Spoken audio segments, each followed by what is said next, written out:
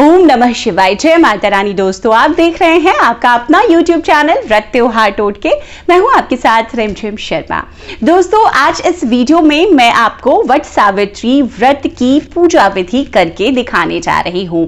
सामग्री क्या चाहिए आपको इसके लिए, इसका वीडियो मैंने आपके साथ पहले ही शेयर किया हुआ है। दोस्तों, जैसा हम सभी जानते हैं, वट सावित्री व्रत सुहागिन महिलाओं के जीवन में बहुत ही महत्व रखता है। अपने पति की दीर्घायु, लंबी आयु की कामना, अपने संतान की कामना के लिए महिलाएं ये व्रत रखती हैं। घर में सुख समृद्धि बनी रहे, इसी कामना से सभी सुहागिन महिलाएं और कुंवारी कन्याएं भी इस व्रत को रखती हैं। दोस्तों, वट सावित्री व्रत जो होता है वो ज्येष्ठ मास की अमावस्या तिथि को पड़ता है और इसी दिन महिलाएं व्रत रखती हैं, उपवास करती हैं और माता सावित्री की, सरस्वती माता की, सत्यवान ब्रह्मा जी और श्री हरि की इस दिन उपासना करती हैं। तो चलिए मैं आपको अब घर में वट सावित्री व्रत की पूजा आप कैसे करेंगी इस पर संपूर्ण विधि बताने जा रही हूं।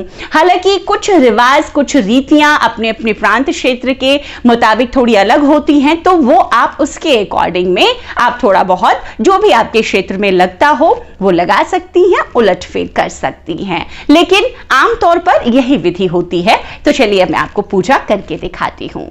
तो दोस्तों देखिए, मैंने पूजा की सभी तैयारी कर ली है। ये मैंने एक पाटा लिया है और क्योंकि मैं घर पे पूजा कर रही हूँ तो मैंने एक गमले में वट वृक्ष लिया है। पूजा स्थल पर, क्योंकि आज अमावस्या की तिथि में श्री हरि की पूजा भी करते हैं, तुलसी माता की भी पूजा का बहुत विशेष महत्व होता है, तो तुलसी माता को भी मैंने इसी पाटे पर स्थापित किया है। लाल रंग का एक वस्त्र आप दे दें आसनी के तौर पर, आप पीले वस्त्र भी रख सकते हैं। दोस्तों, किसी भी पूजा की तरह अगर हम वट सावित्री पूजा भी घर में कर रहे हैं या फिर हम वट वृक्ष के पास जाकर कर रहे हैं तो कलश स्थापना का बहुत महत्व होता है। तो यहां पर मैंने पीले रंगे हुए चावल से एक अष्टदल कमल बना लिया है और उस पर कलश जो कि पहले से तैयार है मैंने स्थापित कर दिया है। ये एक दीप कलश है। पूर्ण पात्र में मैंने सफेद तिल रखा है। दोस्तों, ये सारी तैयारी हो गई। अब जैसे मैंने आपको सामग्री में बताया है कि क्योंकि ये घर में पूजा हो रही है, वट वृक्ष के नीचे नहीं हो रही है, तो जो भी देवी देवता का आज पूजन हम करेंगे उन सभी को बड़ के पत्ते पर, बट के पत्ते पर ही उनका आह्वान करेंगे। तो ये 5 बट के पत्ते मैंने यहां पर रख लिए हैं और ये गौरा और गणेश के लिए ये 2 पान के पत्ते मैंने दोस्तों रखे हुए हैं। इन पर हम उन्हें स्थापित कराएंगे। अब पूजा की शुरुआत सबसे पहले शुद्धिकरण से होगी। यहाँ पर सबसे पहले हम शुद्धिकरण कर लेंगे। जो भी साधक, जो भी पूजा करते हैं व्रती, उनको सबसे पहले तो अपना ही शुद्धिकरण करना चाहिए। आप 3 बार इस तरह से, ये कुशा का आचमन है, इससे अपने ऊपर जल छिड़क लेंगे और उसके बाद में इस जगह को भी आप पवित्र करेंगे। जो भी आपने यहाँ पर आसनी दी है उसको पवित्र करेंगे और उसके बाद हम देवी देवताओं को यहाँ पर विराजमान कराएंगे। जो भी सामग्री है सबको आप पवित्र कर लेंगे। उसके बाद में दोस्तों देखिए, ये सभी बड़ के पत्ते या फिर पान के पत्ते मैंने पहले से ही धोकर साफ रखे हैं। ये मैं आपको बता रही हूं, इसीलिए मैंने यहाँ पर शुद्धिकरण भी आपको दिखाया। आपको सबसे पहले यही करना चाहिए। सबसे पहले तो स्थान को ही हम शुद्ध कर लेते हैं, पवित्र कर लेते हैं और वहीं पर ये पाटा लगाते हैं। अब सबसे पहले दीप प्रज्वलित करने का किसी भी पूजा में विधान होता है, तो दीप प्रज्वलित कर लेती हूं मैं। तो सबसे पहले दीप प्रज्वलित कर दिया है। पूजा का साक्षी माना जाता है दीप प्रज्वलित कर। सबसे पहले हमें दीप देव का आह्वान कर लेना चाहिए, अग्निदेव का, और आप कुमकुम और पुष्प से इनकी पूजा सर्वप्रथम कर लेंगे। धूप मैंने जला लिया है और इसके बाद अब यहाँ पर, क्योंकि हम सभी देवी देवताओं का फोटो, मूर्ति, प्रतिमा जरूरी नहीं है कि सबके पास हो, इसीलिए हम सुपारी रूप में उनका आह्वान करेंगे। तो मैं सुपारी के रूप में ही सभी बड़ के पत्तों पर जिन जिन देवी देवताओं का आज पूजन करते हैं, जैसा मैंने बताया, ब्रह्मा जी, सरस्वती जी, श्री हरि, विष्णु, सावित्री और सत्यवान, उनको हम इन्हीं पर आह्वान कर बुलाएंगे। लेकिन उससे पहले किसी भी पूजा में गौरी गणेश की पूजा सर्वप्रथम की जाती है दोस्तों। तो गणपति की पूजा से सर्वप्रथम पूजा हम शुरू करेंगे। गणपति को आसनी देने के लिए यहां पर ये मैं अक्षत रख रही हूं, आप चाहें तो फूल भी रख सकते हैं। यहां पर गौरी माता की पूजा करने के लिए रख रही हूं।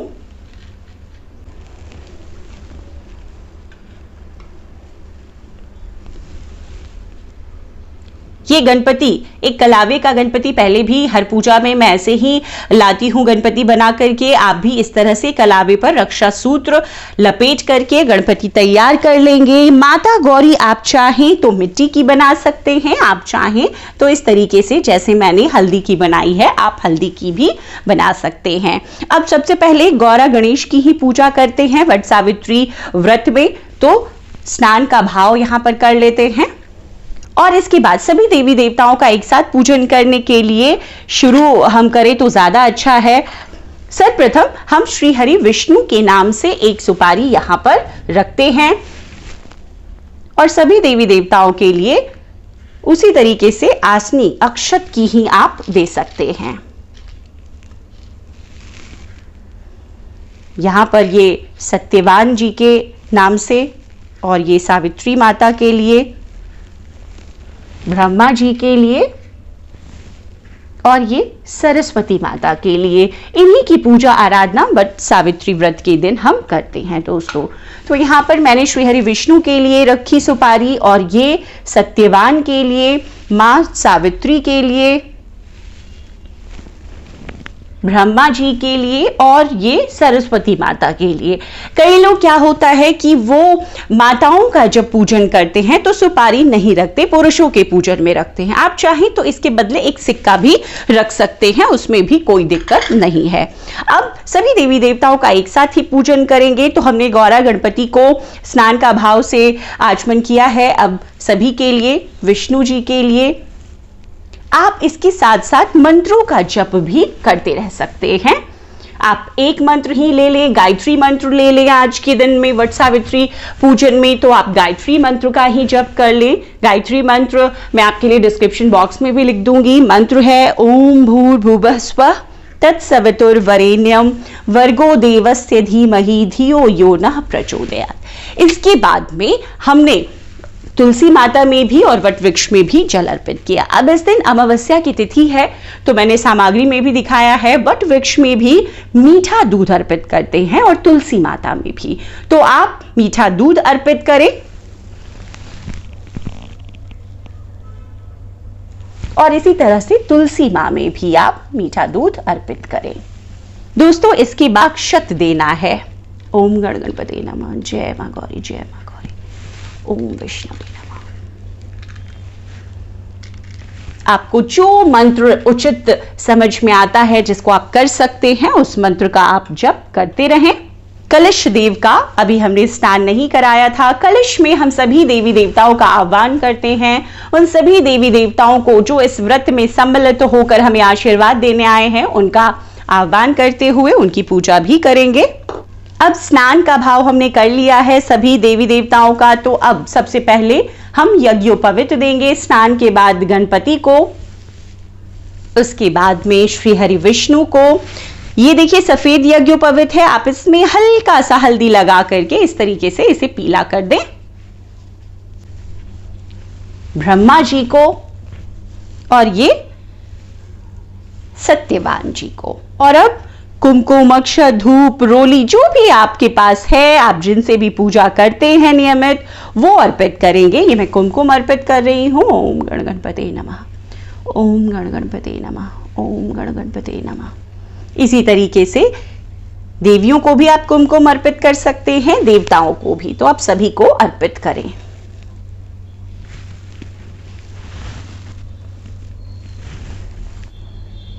सिंदूर आप गणपति को अर्पित कर सकते हैं, माता गौरा को अर्पित कर सकते हैं। कोई भी चीज हम अर्पित करते हैं उसके साथ ही आपको ये ध्यान देना है कि जो पुरुष देव हैं उन्हें हम सिंदूर नहीं अर्पित करते।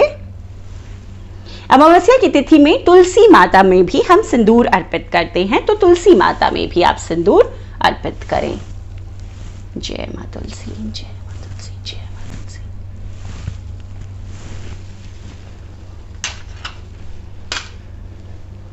वट वृक्ष में भी आपको कुमकुम अर्पित करना है। अक्षत, वट वृक्ष में दोस्तों माना जाता है ब्रह्मा विष्णु महेश तीनों का वास होता है, तो उन तीनों के ध्यान से आप वट वृक्ष में जो भी पूजा पाठ करते हैं आज वो करेंगे। अमावस्या की तिथि में अक्षत के तौर पर आप चाहें तो सफेद तिल या काले तिल कुछ भी इस्तेमाल कर सकते हैं, आप वो भी अर्पित करें सभी देवी देवताओं को। खास तौर पे विष्णु जी को, ब्रह्मा जी को बहुत प्रिय है।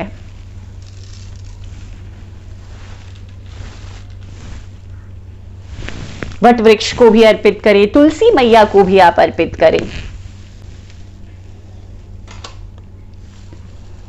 इसके बाद ये अष्टगंध है।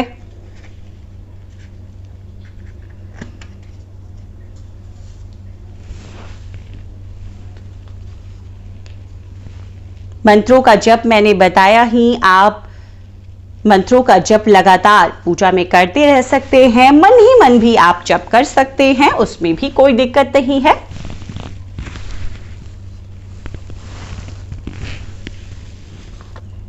ये मैं गुलाल अर्पित कर रही हूं गणपति को, गौरी मैया को, विष्णु जी को, सत्यवान सावित्री माता को, ब्रह्मा जी, सरस्वती माता को। देखिए ये सभी सामग्रियां जरूरी नहीं है कि आपके पास उपलब्ध हो, जो उपलब्ध हो आप वो अर्पित कर सकते हैं, इसमें कोई दिक्कत नहीं है दोस्तों। हल्दी जरूर अर्पित करें।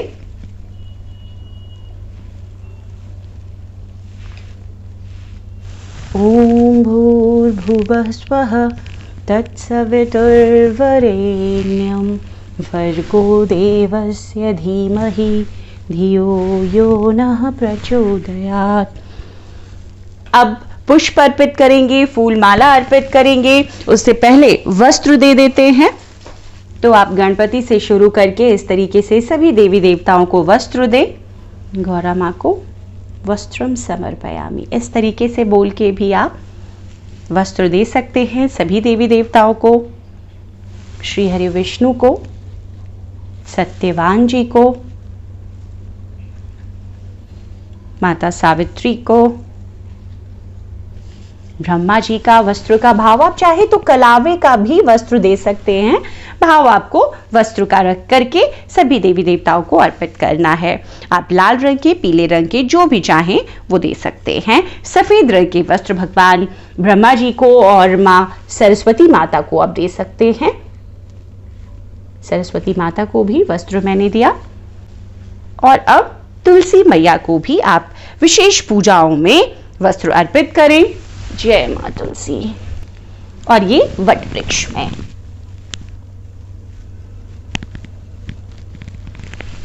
आप चाहें तो बांध दें और आप चाहें तो ऐसे भी रहने दे सकते हैं।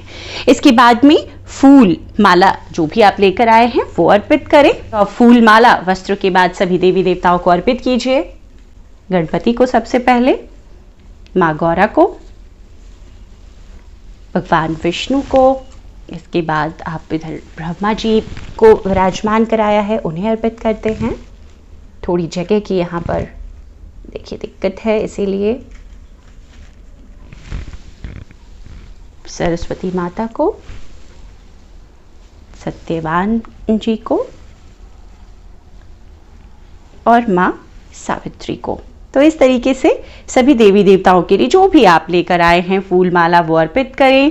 माँ गौरा को देखिए मुझे आज उड़हल के फूल नहीं मिले तो मैं ये गुलाब के पुष्प ही अर्पित कर रही हूँ। सभी माताओं को आप गुलाब के फूल अर्पित करें। माँ सरस्वती को, सावित्री माँ को, ब्रह्मा जी को सफेद पुष्प प्रिय हैं तो सफेद पुष्प भी अर्पित किए। सरस्वती माँ को हम सभी जानते हैं सफेद वस्त्र भी धारण करती हैं, पुष्प भी प्रिय है उन्हें, तो उन्हें सफेद पुष्प अर्पित कर रही हूँ। जो भी देखिए उपलब्धता हो, हालांकि इस सीजन में भी सभी फूल मिल जाते हैं, आप वो उन्हें अर्पित करें। तुलसी मैया को, वट वृक्ष में सभी देवी देवताओं के नाम से आप अर्पित करें। तो इस तरीके से आप कलश को भी सुसज्जित कर सकते हैं, पुष्प आपके पास है तो।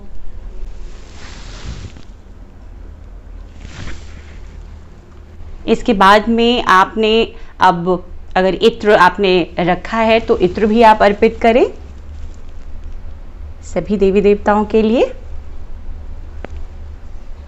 को, माँ सरस्वती को, सभी देवी देवताओं को इत्र किसी भी पूजा में, शुभ मौकों पर और खास तौर पर वट सावित्री, हरितालिका तीज जैसे व्रत होते हैं तो हमें जरूर अर्पित करना चाहिए। इसके बाद बारी आती है भोग की।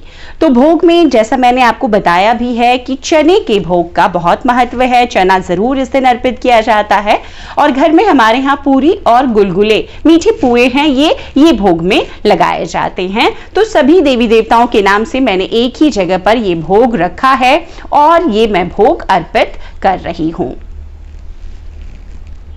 आप सभी भगवान को भोग दिखा दें।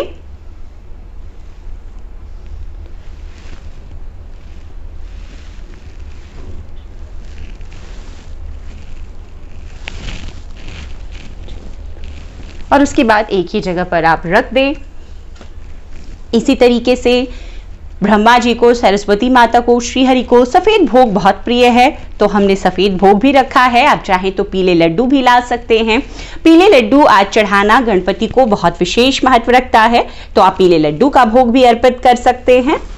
और घर में कई लोग तरह तरह के और पकवान बनाते हैं। किन्हीं के यहाँ सेवइयाँ बनती है, कोई हलवा भी बनाते हैं तो आप वो भी, हलवे का भोग भी, सेवइयों का भोग भी आप अर्पित कर सकते हैं। ये आपके अपने रीति रिवाज पर है कि आप क्या चाहते हैं भोग में अर्पित करना। तो अब हमने भोग सभी देवी देवताओं को दिखा दिया है। सीजन के जो भी फल हैं भोग में हम सभी पूजा पाठ में लगाते हैं भगवान को, तो जो भी सीजन के फल मिले वो आप भोग में अर्पित करें। तरबूज, देखिए आप खरबूज अभी इस सीजन में मिलते हैं वो भी आप अर्पित कर सकते हैं। 2 फल, 3 फल या 5 फल जो भी आप चाहें वो आप लाएं और पूजा में अर्पित करें देवी देवताओं को। तो इसी तरीके से ये सभी फल भी मैंने सभी जो भी इस पूजा में उपस्थित देवी देवता हैं सबको भोग के रूप में फल दिखाए। जब भी कोई चीज आप भगवान को अर्पित करते हैं तो समर्पयामि, जैसे फलम समर्पयामि, मिष्टानम समर्पयामि, घर के लिए जो आपने मिठाई बनाई है भोगम समर्पयामि, ऐसे कह के आप भगवान को अर्पित करें, भगवान को दिखाएं। दोस्तों भोग के बाद मुख शुद्धि के लिए भगवान को पान दिया जाता है। तो एक पान के पत्ते पर 2 इलायची और 2 लौंग रखकर ये हर भगवान, आप चाहे तो इसका बीड़ा भी बना सकते हैं और आप चाहें तो ऐसे भी अर्पित कर सकते हैं। तो हर भगवान के नाम पर, गणपति से मैं शुरू करती हूं, आप सभी के नाम से इस तरह से एक एक पान भी समर्पित करें।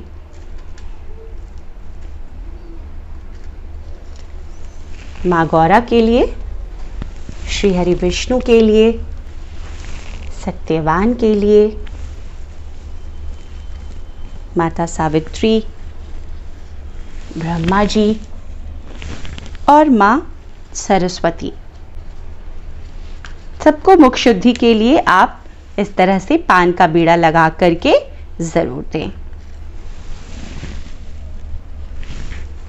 दोस्तों अब मुख शुद्धि आपने कर ली है। अब किसी भी पूजन में हम दक्षिणा जरूर रखते हैं तो यहाँ पर सभी देवी देवताओं के नाम से एक दक्षिणा भी आपको जरूर रखनी चाहिए। ये दक्षिणा जब आप विसर्जन की सामग्री उठाएंगे तो आप किसी ब्राह्मण को दान दे देंगे। दोस्तों अब श्रृंगार की बारी आती है। श्रृंगार मैंने आपको सामग्री में दिखाई है।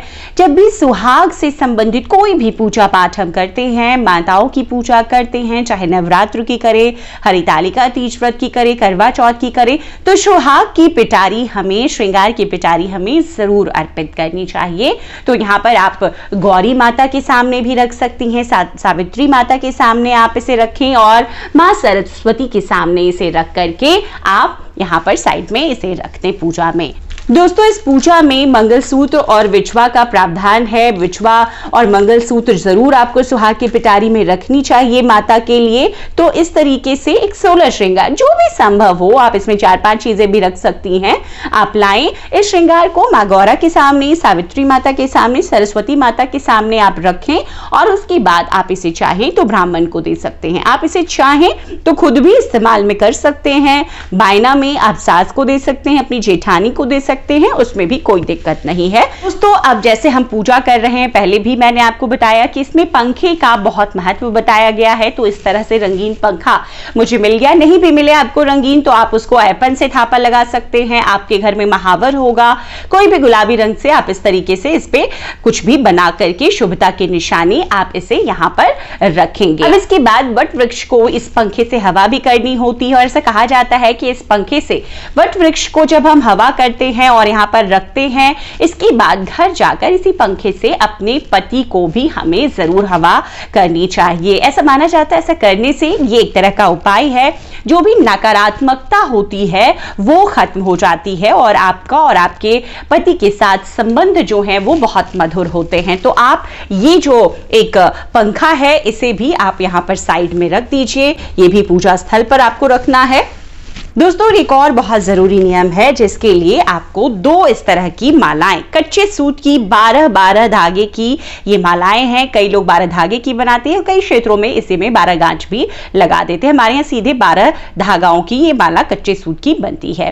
तो ये 2 मालाएं हम तैयार रखते हैं और माँ गौरी के साथ इन मालाओं को बदला जाता है, उनसे सुहाग लिया जाता है। तो इस विधि से हम एक बार माता गौरी को, वैसे तो देखिए हम क्योंकि ये भी व्रत सामूहिक तौर पे करते हैं करवा चौथ की तरह, तो वहां पर 2 महिलाएं आपस में अपनी जो मालाएं हैं वो फेर लेती हैं, लेकिन यहाँ पर ऐसी कोई व्यवस्था नहीं क्योंकि घर में मैं अकेले आपको करके दिखा रही हूं। तो ये जो 2 मालाएं हैं ये मैं माँ गौरी के साथ बदलूंगी। मतलब माँ गौरी को मैंने एक बार ये माला ऐसे पहना करके और उसके बाद में अपने माथे से ये माला ऐसे लगा करके फिर माता गौरी के ऊपर इसे रखूंगी, फिर माँ गौरी की माला अपने माथे पर लगा करके फिर इसे वापस रखूंगी, फिर माँ गौरी से लेकर। तो इस तरीके से इन 2 मालाओं को 12 बार बदलना है दोस्तों, और 12वीं बार जो माला आपके पास आए उसे आपको पहन लेना है और जो माला माता गौरी के पास रहे ये उन्हें ही अर्पित कर देना है, उन्हें ही पहना करके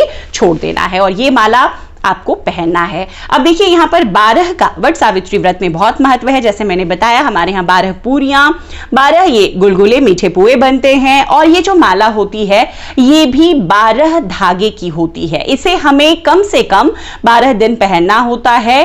कई लोग अब कामकाजी हैं, नहीं पहन पाते। ये पीले रंग की भी हो सकती है, अगर रंगा हुआ है आपका कच्चा सूत, मैंने इसमें थोड़ी हल्दी लगाई है तो ये सफेद रंग की है।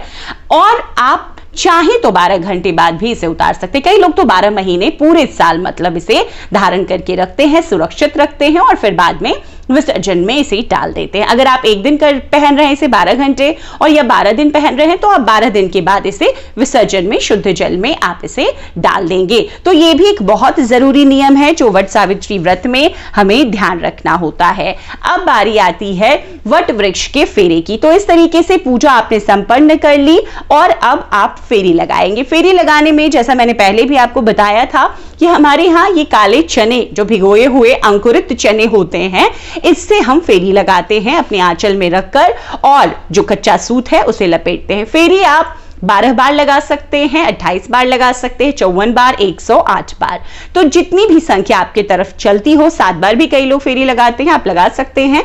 फेरी के लिए मैंने आपको पहले भी बताया है कि काले चने ले सकते हैं, कोई अन्य फल ले सकते हैं। कई लोग सुहाग की सामग्री से फेरी लगाते हैं तो वैसे फेरी लगाते हैं। मैं आपको एक बार फेरी लगा करके दोस्तों दिखाऊंगी। देखिए आप फेरी लगाने के बाद भी कथा आप वट सावित्री व्रत की सुने और उसके बाद आरती करके व्रत को संपन्न करेंगे। तो चलिए मैं आपको फेरी लगा करके दिखाती हूं कि एक फेरी आपको कैसे लगानी है। उसके बाद इसी विधि से आप 12 फेरी या फिर आप ज्यादा लगाते हैं तो 108 फेरी लगा सकते हैं। दोस्तों इसके बाद कथा कई लोग पहले पढ़ लेते हैं और कई लोग फेरे लगाने के बाद बैठकर कथा पढ़ते हैं। तो आपको जो सहूलियत हो, जैसा आप करते आ रहे हो उस तरीके से आप कर सकते हैं। वट सावित्री व्रत पूजन की ये जो कथा है कोई भी एक व्यक्ति सुने और सभी व्यक्ति इसका श्रवण करें, उतना ही महत्व होता है। तो आप ऐसा कर सकते हैं। अब एक और बहुत ही महत्वपूर्ण जानकारी यहाँ पर ये है, हालांकि ये हमारे यहाँ के रिवाज में नहीं है तो मैं नहीं नहीं करती हूँ, लेकिन मैं बता दूं शायद आपके यहाँ होता हो ये। तो इसमें बताया ये गया है दोस्तों कि आज वट सावित्री व्रत का जब भी हम पूजन कर रहे होते हैं तो शरीर में एक वट के पत्ते का कोई भी एक आभूषण बना करके आपको जरूर पहन लेना चाहिए। तो कई लोग इसे इस तरीके से फोल्ड करके या फिर कोई भी आकृति दे करके आप इसे अपने बालों में लगा सकते हैं। आप इसे चाहें तो इस तरीके से बांध करके कई लोग अपने हाथों में कंगन की जगह पर इसे पहनते हैं। कलावे से बांध करके आप इसे पहन सकते हैं। इस तरीके से आप चाहें इसमें कोई डिजाइन बना सकते हैं। गले के लिए कई लोग बना के पहनते हैं, खास तौर पे नवविवाहिताएं ऐसा जरूर करती हैं। तो आप ऐसे ही वट के एक पत्ते का आप चाहें तो कंगन के तौर पर इसे बना करके कलावे से लपेट लें। आप चाहें तो इसे पूजा के समय, ये रिवाज होता है कई क्षेत्रों में कि बाल में इसे बांधा जाता है। इससे भी माना जाता है माता सावित्री खुश होती हैं, उन्होंने भी ऐसा किया था। इसीलिए ये भी एक जरूरी विधि है जो कि आपको अपनाना चाहिए। तो आप ऐसा भी कर सकती हैं अगर आपके यहाँ के रिवाज में ये है। दोस्तों जैसे मैंने ऐपन दिखाया था आपको कि ऐपन बहुत ज़रूरी होता है हर शुभ मौके में, तो वट सावित्री व्रत में भी ऐपन का छापा हमारे यहाँ लगता है। तो इस तरीके से देखिए, जहाँ पर तना बड़ा होता है, चौड़ा होता है, वहाँ पर आराम से हम लगा पाते हैं। यहाँ पर मैं पत्तों पे ही आपको लगा के दिखा रही हूँ। तो इस तरीके से आप ज़रूर ऐपन लेके जाएं पूजा पे और वहाँ पर छापा ज़रूर लगाएं। जो पंखा आपने पूजा में रखा है उस पर भी आपको लगाना चाहिए। तो इस तरीके से आपको ऐपन का छापा लगाना चाहिए। इसी के लिए ये ऐपन हम तैयार करके यहाँ पर रखते हैं। अब मैं आपको एक फेरी लेकर दिखाती हूँ कि किस तरीके से आपको फेरी लेनी है। तो देखिए, इस तरीके से मैंने एक मोटा ये रील लिया है जो कच्चे सूत का है। सफ़ेद हो, लाल हो, पीला हो, कच्चा सूत होना चाहिए। तो एक बारी देखिए, ये घर में कर रही हूँ, यहाँ पर बहुत छोटा, यहाँ पर इसका जो तना है वो है, लेकिन आप जब बट वृक्ष में करेंगे बहुत चौड़ा होता है। तो आपको बहुत आराम से उसमें एक बार एक गांठ लगा करके यहाँ पर बांध देनी चाहिए कि वो जब आप फेरे लगाएं तो वो खुले ना। फेरे जैसा मैंने बताया आपके हिसाब से है, जो रिवाज है। कई जगह पे साथ ही फेरे लगाए जाते हैं, कई जगह पे 12 लगाए जाते हैं। मतलब कि 108 फेरों तक आप लगा सकते हैं। संख्या ये आप खुद से सुनिश्चित कर लीजिए। जो विधि है फेरों लगाने की, ये इस तरीके से आपने बांध दिया। अब आपको घूमते हुए फेरे लगाने हैं। घूमना कैसे है? आपको घड़ी की दिशा में, मतलब कि क्लॉकवाइज। और साथ में आपको आपके आंचल में जिस भी चीज से फेरे लगाने हैं वो रख लेना है। तो हमारे यहाँ काले चने से ही फेरे लगते हैं, तो मैं यहाँ पर काला चना अपने आंचल में ये रख लेती हूँ और फेरा शुरू करती हूँ। इसके साथ ही आप मंत्रों का जप कर सकते हैं मन ही मन, या फिर क्योंकि घर पे है तो मैं आराम से कर सकूंगी, लेकिन क्योंकि आप मंदिर में कहीं पे ऐसे सामूहिक स्थल पे करेंगे, वहां पे नहीं कर सकते तो भी कोई बात नहीं है। आप मन ही मन भगवान का ध्यान करते रहें। तो दोस्तों देखिए, इस तरीके से अब मैं फेरे लेने शुरू करती हूँ। एक फेरा मैं लेकर आपको दिखाने जा रही हूँ क्योंकि जगह की देखिए थोड़ी सी कमी है यहाँ पर, लेकिन आपको समझ में आ जाएगा। इसी तरीके से क्लॉकवाइज घूमना है आपको बट वृक्ष के पास और एक फेरा आपको लगा लेना है। अब ये देखिए, फेरा इस तरीके से मैंने अपने पूरे कर लिए हैं। और इसके बाद में जो मैंने जिस चीज से, जैसे कि मैंने काले चने से ये फेरा लिया है, अब मैं आपको रख के दिखाती हूँ। काले चने से फेरा लिया है, तो ये जो काला चना है दोस्तों, ये मैं आपके यहाँ पर रख दूंगी।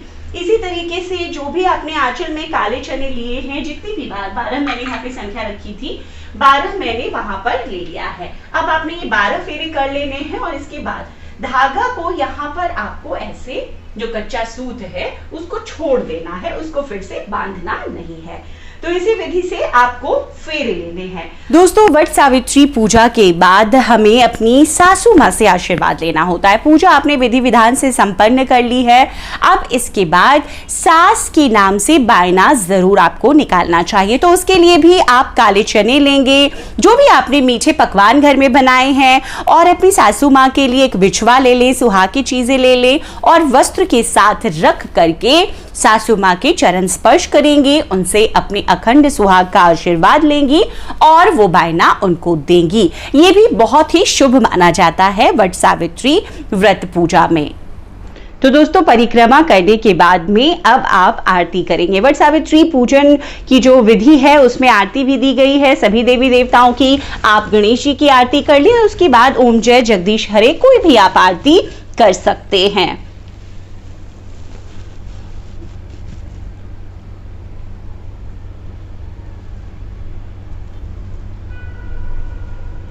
तो इस तरीके से वट सावित्री जो व्रत की पूजन विधि है दोस्तों, जब आप घर पे करेंगे पूजन तो इसी विधि से पूजन करेंगे और आरती के साथ में इस व्रत को संपन्न करेंगे, पूजन विधि को। दोस्तों एक और खास बात है कि जब भी हम पूजा करते हैं तो हवन हमें कर लेना चाहिए। आप छोटी सी आहुति चाहें तो दे सकते हैं। देवी देवताओं के पूजन में आपको कपूर जरूर प्रज्वलित करना चाहिए, तो आप कपूर भी जरूर प्रज्वलित करें। तो दोस्तों इस तरीके से ये पूजा संपन्न होती है। किसी भी पूजा के बाद आरती जरूर ठंडी कीजिए। तो इस तरीके से ये पूरे विधि विधान के अनुसार मैंने वट सावित्री व्रत की पूजा की। बहुत बहुत शुक्रिया दोस्तों। जय माता रानी।